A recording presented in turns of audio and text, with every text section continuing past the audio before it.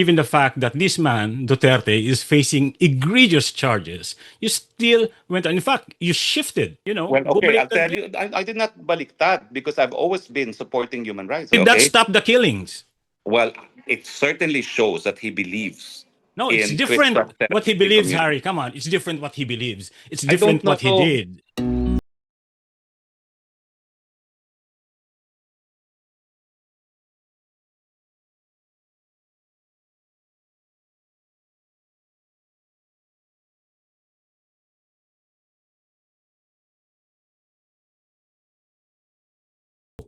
I emailed Harry Roque. Yes, Harry Roque, the former spokesperson of former President Rodrigo Duterte, the former human rights advocate, the former human rights lawyer, who went on to defend Duterte. I had always wanted to talk to him ever since he decided to abandon his human rights advocacy. I had known him for quite some time. He was one of the lawyers of the Ampatuan massacre victims and had been engaged in a few cases concerning human rights victims, particularly those from the media. So it was a bit of a shock to many of us, although to be honest, not to a lot, that he would cast his lot with Mr. Duterte when Mr. Duterte became president. He went on to become an apologist, a propagandist, and pretty much a disinformation peddler for Mr. Duterte and his camp. He was, to a lot of us from the human rights community where he once belonged, a big disappointment. A lot of us felt betrayed. A lot of us felt that he misused his human rights advocacy to pursue his personal agenda, whatever that is. But still, I wanted to talk to the man because clearly he is something of a figure in the Philippines, given how vociferously he had defended the tyrant whose drug war had resulted in the extrajudicial killing of tens of thousands of people. In this conversation, which lasted for more than 20 minutes, Harry Roque tried to steer the conversation towards something that he thought could benefit him, that could justify or explain away what to us was a very egregious kind of shift. The things that he said were not surprising. There were all kind of stories about Mr. Duterte and why he was so good, and that's why he abandoned all of whatever human rights advocacy that he had to support him. And he even went on this spiel about blaming the left progressive movement for supporting Mr. Duterte and kind of, in effect, blaming them for convincing him to support Mr. Duterte.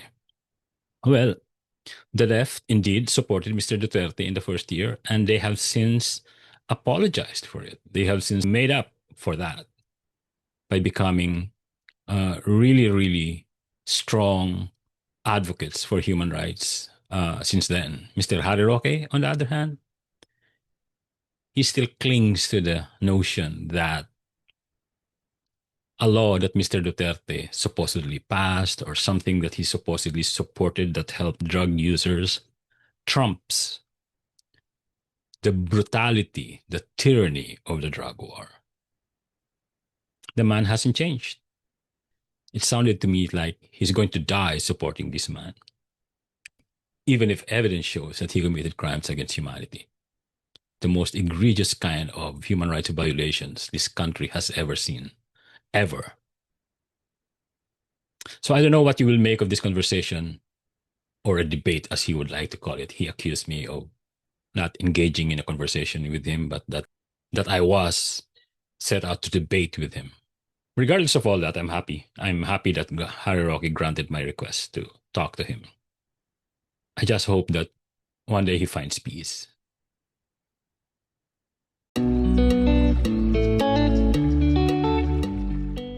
Thank you so much, Harry, sa pagpaunlak. I'd like to ask you sana how's kumusta dyan sa The Hague? I'm assuming you're still in The Hague.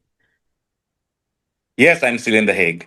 Uh, It is now my 6th month on the 12 of September, no, I would be 6 months already in The Hague, and by 4th of September would be my first year in exile from the Philippines, no. Kumusta But I'm yung still ano? surviving. It's of course, it's difficult because I'm away from my family and friends in the Philippines. I Mm-hmm. don't have a job right now. I'm basically just busy, um, going to Filipino events, meeting with Filipinos, and Mm-hmm. it's definitely a different lifestyle to the one that I've been used to, for the past 58 years of my existence. Yes. Yeah. And may I ask you, how's the status of your asylum application now? It's still pending. It takes With an average which of about. government? It's still pending with the Dutch government. Okay. So it's not true that you were denied asylum. No, not true Okay. at all. And are I've you? corrected that already, no? Mm-hmm. Many, many times. And of Okay. course, there's a Dutchman who keeps on saying, I've been rejected. And my response is, how many times can you be rejected? Come on. You can only be rejected Yeah. once. Okay. And So that's why, yes. yeah. So what's the game plan here? Excuse me for using that word. Anong game plan mo dito in terms of you sought asylum? You've been staying there for 6 months. What's gonna happen? What's your plan? Well, of course, I continue to avail of judicial reliefs. No, they have Mm-hmm. filed an unbailable case against me, and all the reliefs that I'm availing of do not require my physical attendance in the Philippines. No, the Mm-hmm. alternative is to surrender and file a petition for bail, which will probably take anywhere from 6 months to 1 year, and be incarcerated in what I have argued in one of my pleadings in the Supreme Court to be torturous conditions. No, Mm-hmm. so as far Surrender as to I'm whom? concerned, the plan is to wait for judicial relief, and secondly, wait for hopefully the end of the Marcos regime, which I hope will happen earlier than 2028. Okay, surrender to whom? Rahari, if you ask me, Philippine government or? Because I have an outstanding warrant for arrest for a non-bailable offense, Oh no, yeah. for a charge of syndicated trafficking with no person claiming I recruited them, no. Mm-hmm. So it's really very odd case, no. In the case, for example, of Pastor Kibuloy, they're disputing the credibility of a person who claims she was recruited Mm-hmm. forcibly by Kibuloy. There was no one who testified that I ever recruited them to anything. So in your view, surrender would be the only option if you were ever going to come back to the Philippines.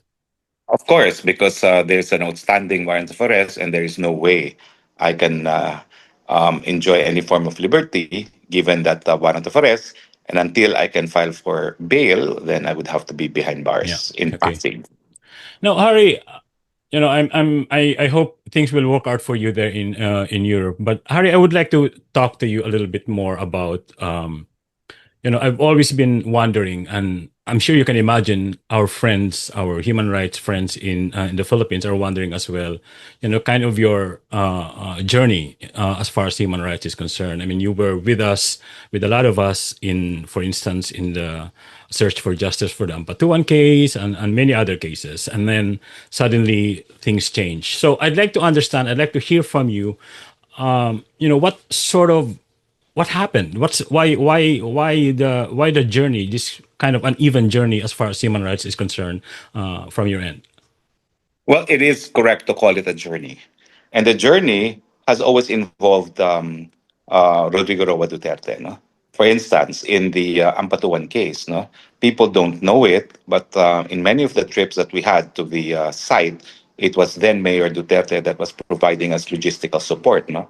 And as Mm-hmm. far as that is concerned, he was the one that dispatched the helicopter that discovered the site, no, in Maguindanao, where the massacre took place and where they were supposed to bury even the vehicles. No, that was Rodrigo Roa Duterte as mayor then of Davao City. No, my later involvement with Duterte was in the case of Alexander Adonis. No, the radio journalist who was convicted of libel without him knowing that there was even a case against him. It was brought to my attention by the NUJP. And of course, I offered assistance. I told them that one way we could possibly have him released, although the decision has become final and executory and he was already serving his time in Davao Penal Colony, was resort to the Human Rights Committee, which we did. And at that time, Rodrigo Duterte was somehow a supporter of Alexander Adonis. So he was a doubting Thomas. We met Mm-hmm. about his things, although it was referred by the NUJP. And he was very skeptical about any possible remedy, for a Mm-hmm. final and executory decision. No? And I said, yes, there is, because the Philippines is a party to the ICCPR, and there is a treaty monitoring body, to ensure our compliance therewith. No? Mm-hmm. So when the decision came out declaring that Philippine criminal libel law is inconsistent with freedom of expression, and that Alexander Adonis should be released and be entitled to reparations, including compensation, he was surprised. Yeah. And he Yeah. did not, it was the first time that he realized that international law could be a remedy, which is actually our advocacy in the Center for International Law, which I founded. No? Yeah. Yeah. Now, Oh. beyond those, of course, the elections came, and I did not support Rodrigo Roa Duterte. I supported a very close family friend, Jojo Binay, because he was adopted by my mother and grandmother when he was a high school student. My mother being a former high school teacher of Jojo Binay, no. But I was surprised that almost all my friends in the progressive sector belonging to the Bayan group of party lists were actively campaigning for Rodrigo Roa Duterte. Yeah. And in Quite. fact, Quite. I asked them, Ging Ursua, for instance, our class valedictorian was, who is with Gabriela, was really in our 25th reunion, silver reunion, was saying, no, no, no, we should go for Rodrigo Roa Duterte. And I was puzzled because the criticism was, of course, Duterte was a killer, and I couldn't understand why Ging Ursua, um, sino pa ba ito? Sila Carlos Zarate, si Neri Colmenares, they were all campaigning for Rodrigo Roa Duterte. No? So I was baffled, and that's when I took a second look at Rodrigo Roa Duterte. But for the presidential elections of 2016, I stuck it out with Jojo Binay. Now, Jojo Binay also helped me win a party list seat in Congress. So when I was in Congress, I was, of course, elected, and the president sitting then was not someone who I supported, but I was intrigued that almost all the progressive people I knew supported Rodrigo Roa Duterte. Yeah. And I think, Yeah. Carlos, you know that. Mm. And in fact, in my discharge of my obligations as congressman, I had a lot of help from Judy Tagualo, who, of course, welcomed me with open arms in the DSWD because we knew we had similar positions, no, on issues, no. And I also got assistance from the then DAR secretary, for requests of constituents, no, related to land reform. And Mm. Terry Ridon then was PCUP, and I've always been active in my advocacy for urban poor because when I was a working student in UP, I drafted the UDHA, or the Urban Land Reform Act. No? So it Yeah. was that kind of a relationship. No, I mean, people who I knew were progressive were working with Duterte, and as a congressman, of course, that at least gave me the idea that I don't have to be an opposition. Although I was senior deputy minority floor leader in Congress, Yeah. but Harry. yeah, Excuse so me. but this Quite. is part of the journey. No, this is part of Yeah. the Yeah. journey because as congressman, I filed all the bills which I thought could be filed, should be Mm-hmm. filed, change society. And I never expected the kind of support that Rodrigo Roa Duterte would give me. For Yeah. instance, universal healthcare. To me, that was a far shot because the economic team led by Jokno, who I knew personally from UP, said we cannot support that, we cannot fund it. But I still went to him, Rodrigo Roa Duterte, and said, you must not veto this. You must include this in your legislative agenda. Even after then Secretary Obial said that's not part of our legislative agenda. And that became the basis, one of the major reasons why I opposed the confirmation of Obial as Secretary of Health, because I felt she was clueless about what the Department of Health should be doing. No? And of course, the rest is history. No? The president even certified universal health care as urgent, and it was passed at record time. No? Now, I had a similar experience with the free irrigation for small farmers, Mm-hmm. the free lunch for undernourished children, although my regret is it was not implemented on a universal basis. It was limited to children who were malnourished because, according to the finance people, we could not afford to feed everyone, and we also don't have the physical facility for it. And then we also had the national AIDS law, which at that point no one wanted to touch, because the Catholic Church was vehemently opposed, at But least Harry, excuse initially. me, Harry, quite apart from all of this and all the dynamics of the progressive movement vis-a-vis Duterte, I mean, I think the simple fact is that none of all of that kind of, from where I sit as a human rights advocate, would justify the level of support that you gave him. I mean, this is a guy, after all, who killed thousands of people in his drug war, Well, and that Kaloy, was that ran counter to everything that we were, in the human rights movement was advocating against. Kaloy, the human rights movement, particularly the left, the Bayan group of party lists, supported him for No, no, president. no. That's No, no, beside the no, no, point no, no, no. already. You have to ask them also the same question. No, I have, and in fact, Is I lost a lot of friends from yeah, from. kaya nga, no? But you But that see, doesn't. My question from to you, my point of Harry, is view, okay, I'm answering you now. A person who pushes universal health care, free tuition no, no. But for he killed universities thousands, and tens of colleges. thousands, Harry. I was not aware of tens of thousands Come because even now in on. the ICC, no, even now in the Come ICC, on, they said Harry. Let's be 44. let's be No, intellectually honest I'm a here. lawyer. No, I'm a lawyer. I have not met thousands of victims. Come on. You Remember, have it is still testimony. center. We have No, come out with reports, even documentation, man. Center for International Law led the filing of cases against policemen behind this Yeah, extrajudicial yeah, killing. Okay, they yeah. did not reach thousands. Yeah. No, but They did those not are reach representative cases. our case law is not thousands and produce the thousands, which until now, even in the ICC, they could It's not produce. no, it's in the ICC, Harry. Come on. No, no, no, no. Look, I know The what you're saying information. about. I know what you're saying Look, about the left. Kaloy, Okay, I'm here to pero explain my point of view. You can argue all you want, but no, but as a matter of fact, the request for the arrest of President Duterte limited the number of victims to 44, at no, least but my 44. question to you, Harry, the Now, there are at original least question. 300 who want to be registered as victims. And that's a matter of fact. So beyond the 300 were the thousands. No, I won't argue with that. But my original question to you, Harry, is that given all of the things that you told me about the left, about your progressive friends, and also given the fact that this man, Duterte, is facing egregious charges, you still went on. In fact, you shifted. Well, okay, I'll Bumaliktad tell you. ka. I'll tell you. I did not baliktad because I've always been supporting human rights, the promotions. As a legislator, I promoted the right That was to before, health, Harry. right That's to what I'm life. at.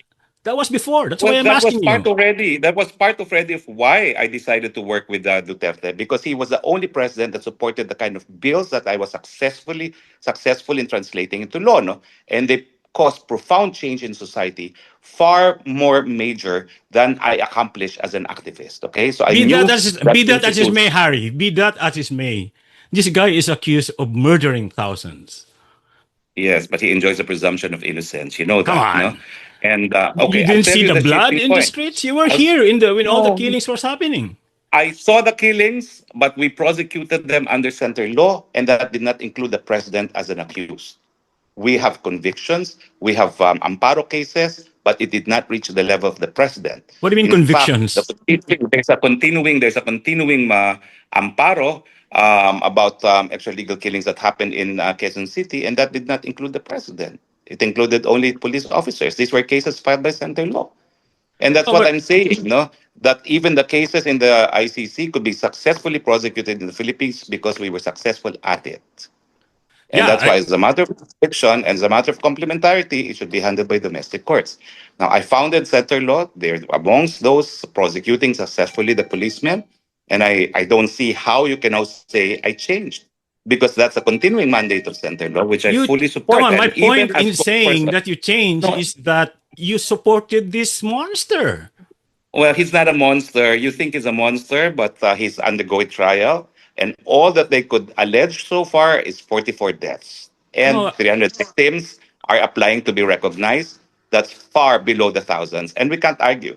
I can only cite official figures from the ICC. That's trying the case now. You're entitled to your opinion. You're a journalist. no, but But beyond that, I don't no. know Come how you on. can prove the thousands. Even your own Kaloy, Philippine National Police during your Kaloy, time I'm admitted not 6,000 really. people, Well, killing 6,000 people. but it's not characterized as extra legal killings because the use of force in human rights, as you know, is not absolutely prohibited for as long as there's necessity and proportionality. But that's your So, of line. course, the presumption is no, it's not a line, it's the law. No, It's but that's the not what law. happened. A lot of those people who were killed without, walang hindi naman We're about to find nanlaban. out in the ICC. We're about to find out in the ICC, but the thousands that you're claiming do not exist as far as the records of the ICC is Pero concerned. so okay, Harry, going back to my original intention in talking Okay, to the you. So turning point was all of this okay, the was okay turning to point you. was wait, there's a turning point there, okay? Because he has long offered me the position of spokesperson. I've been declining because I told him I did not vote for you. I have no association with you. You should get someone who knows you inside out to be spokesperson. But the turning point came because I founded also a Christian therapeutic communities for drug dependents in urban poor areas. My Mhm. co-founder, who is Wiz, was in the Philippines, and he suggested maybe we should talk to the president and offer him our way, Christian therapeutic communities, as a solution to the drug problem. So I requested a meeting. He agreed to meet with us. He asked everyone to leave the room, and there were only three of us in the room. And then we started a no holds bar discussion. And in the end, he agreed. You're correct. The path really is spiritual therapeutic communities, which is something that his mother, according to him, believed in because no rehabilitation could be successful without a faith component. And he even said there's studies now that for rehabilitation to be successful, there has to be an X factor, which is faith. No, and that's when I said, What's the status of this initiative now? oh, it's still ongoing. It's one of the Where earliest is initiatives this? all over Manila. We all over Metro Manila and even in the provinces now.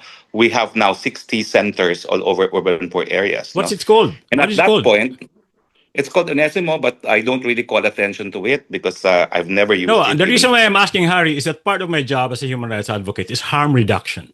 Now, if what you're saying is that this initiative that you started, is something along those lines, I'd be really interested to find out more. Yes, it's Onesimo. It's Onesimo Foundation.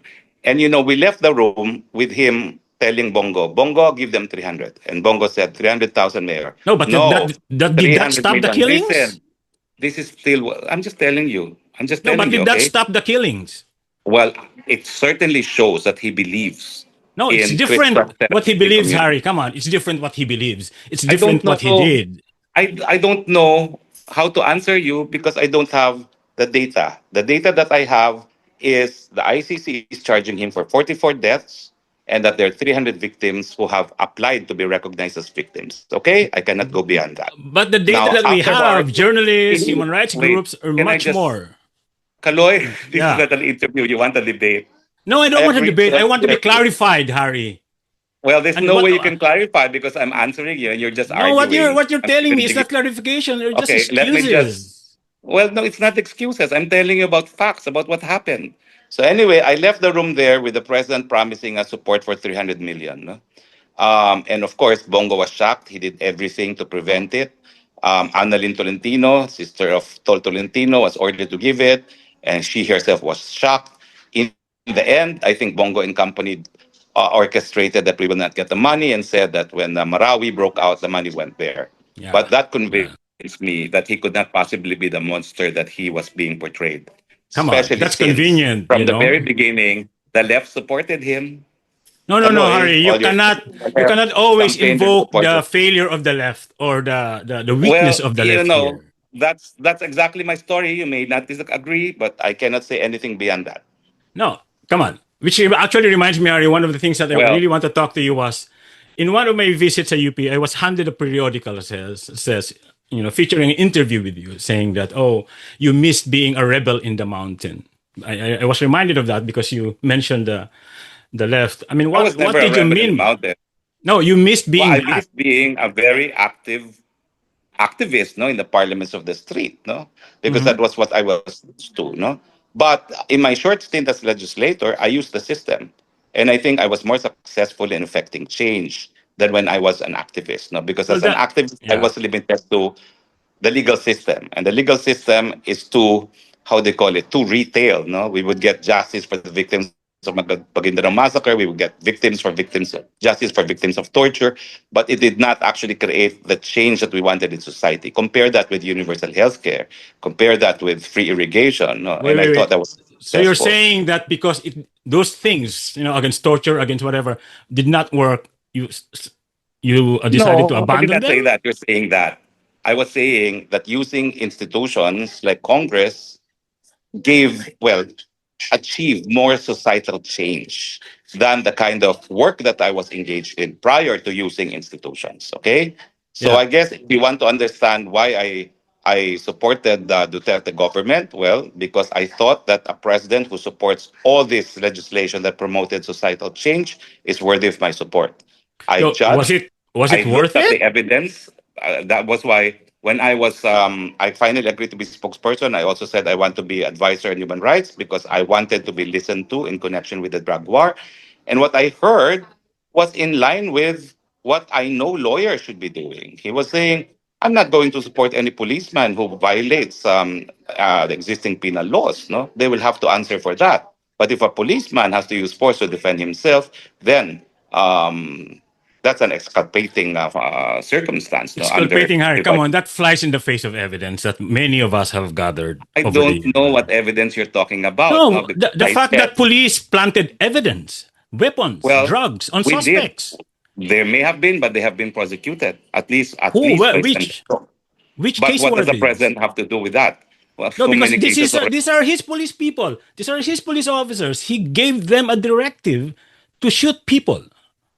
And Well, even we'll if they find had to out. invent evidence, We'll then find out because that's the theory of the prosecution, and we'll find out because that's also belied by his statements that when the police does something illegal, he will not support them.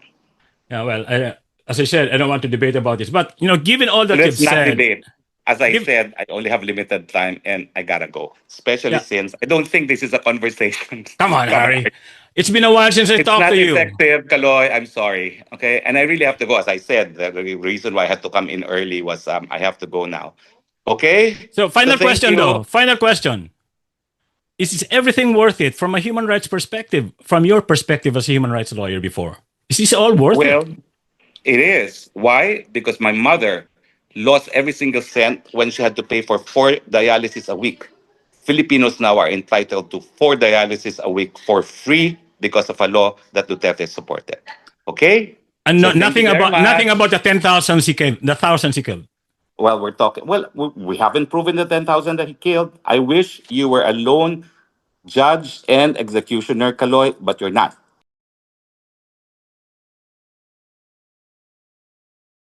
Well, that was Harry Roque, the former spokesperson of Rodrigo Duterte. I had wanted to have a thoughtful conversation with him, but you know, uh, he said some really egregious stuff that needed to be countered. But anyway, that guy is something.